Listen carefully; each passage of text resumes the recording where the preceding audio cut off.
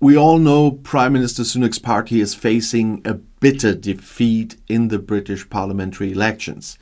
New statistics on immigration come just at the right time. However, the Conservatives' central migration project is stagnating. And if one scenario comes to pass, it could even be torpedoed. British Prime Minister Rishi Sunak has grueling weeks ahead of him. And last Wednesday, the leader of the ruling Conservative Party called the parliamentary elections in Great Britain for July 4th.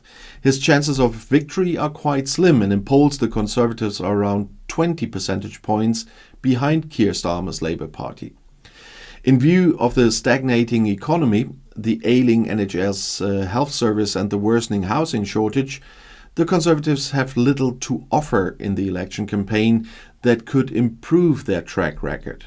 And there was a ray of hope for the Prime Minister when the National Statistics Office ONS announced that the number of immigrants had fallen last year. According to a survey last year, net immigration, that means the difference between immigration and emigration, fell from 764,000 to 685,000 immigrants. That's a decrease of 10%. That's music to the ears of the Conservatives, who made it their mission to reduce immigration. And Home Secretary James Cleverly promptly sold the news as a sign of the success of their migration policy.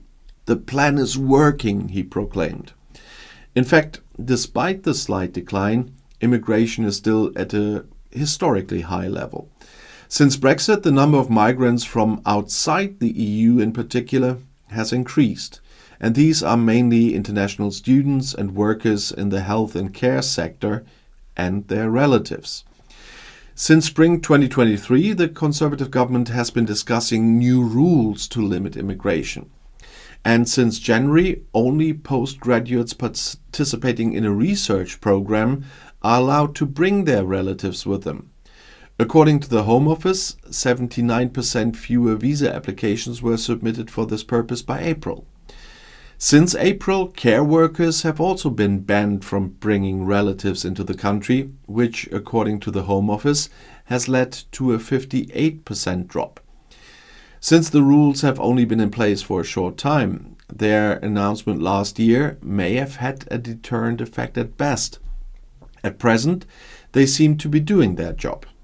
Sunak will have to focus on these small successes in the coming weeks rather than on the centerpiece of his migration agenda, which is the Rwanda law.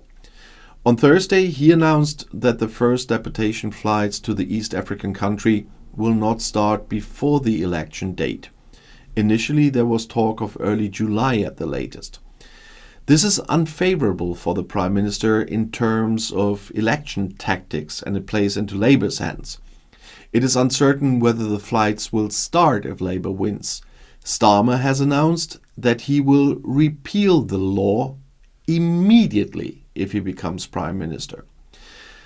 The British election will take place in the summer, as you know, and a new parliament will be elected. And Prime Minister Rishi Sunak confirmed now with the date of the July 4th that it will happen, and this is ending weeks of speculation about the date. And in polls, the opposition Labour Party is indeed well ahead of the ruling Conservatives. Sunak announced that in London, and then King Charles III, the head of state, has agreed to his request to dissolve the House of Commons and schedule the election. That is what Sunak then said in front of his official residence in Downing Street in London. We remember the poodle water thing. But unlike in Germany and the United Kingdom, the Prime Minister can decide on the election date largely freely within a generous period of time. He must give notice at least 25 working days in advance. The opposition has been urging Sunak for months to finally set an election date, and they accused him of delaying the election date as long as possible in view of the poor poll ratings he had. Well, the electoral system is based on the majority voting system and not on the personalized proportional representation system as we, for example, has here in Germany. And this means that the candidate who receives the most votes in the constituency is elected, similar to our first vote here. And the opponent's votes expire no matter how many they have collected. There is no second vote for the election of party lists like we have this here in Germany. And so the system is called the first past the post system. In short, who forms the government depends on who has won the most constituencies and not on who has the most votes overall. Many people find this unfair because small parties can practically never come to power. And the system has been criticized for decades, but it has never been reformed. The electoral system leads to a two-party system like in the United States, and up to now, the Conservative Tories or the Social Democrat Labour Party have almost always been in power. The advantage is there is no dispute with the coalition partner. The government is stable and able to act, with small exceptions, I know. And the disadvantage is small and medium-sized parties have little chance of winning constituencies and thus seats in parliament. The British majority voting system sometimes means that the party with the highest percentage nationwide does not necessarily get the most seats and therefore does not form the government. On the contrary, the party that only came second or third in terms of votes can also govern. The party that has the absolute majority of seats in parliament is the government. 650 seats are up for grabs in this election, so the winner must achieve at least 326 seats. And there's another drawback. The Tories and Liberal Democrats have to win a higher percentage of votes than Labour to come to power. This is due to the special design of the constituencies and the traditions of core voters.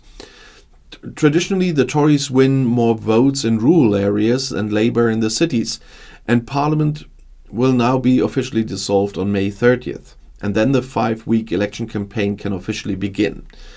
The current MPs will lose their status and can run again, and in addition to the economy, the issues of immigration, health, climate change and the security of Great Britain are expected to play a role in the election campaign.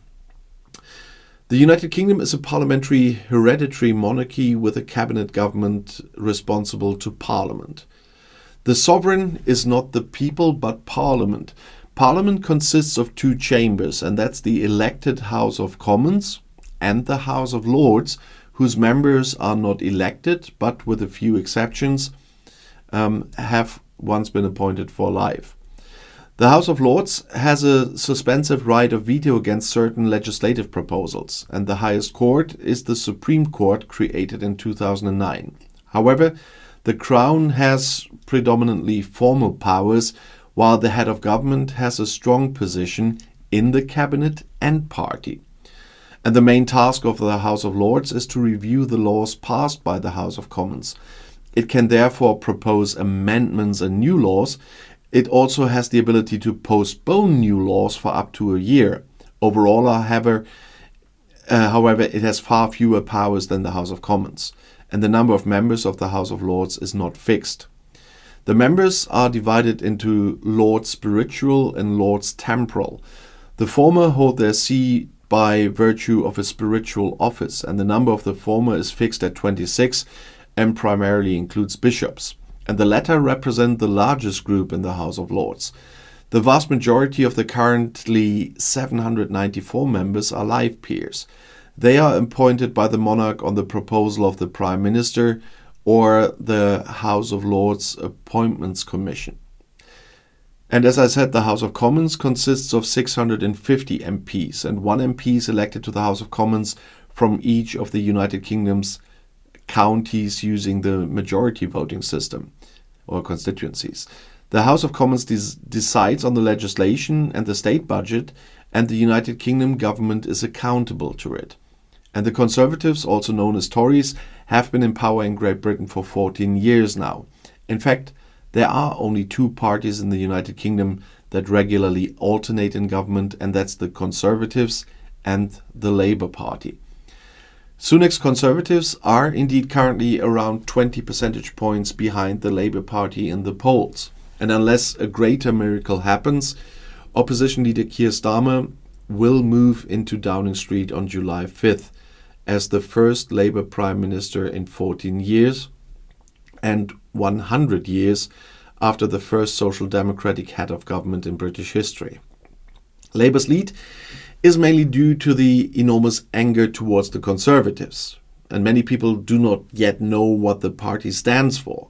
Starmer recently presented a kind of ad hoc program with 6 points because he wants to ensure economic stability, shorten waiting times in the NHS, create a new command structure for border protection, establish a national energy company, take action against antisocial behavior, and employ 6,500 new teachers. And Starmer promises the British change, and that's what they want now.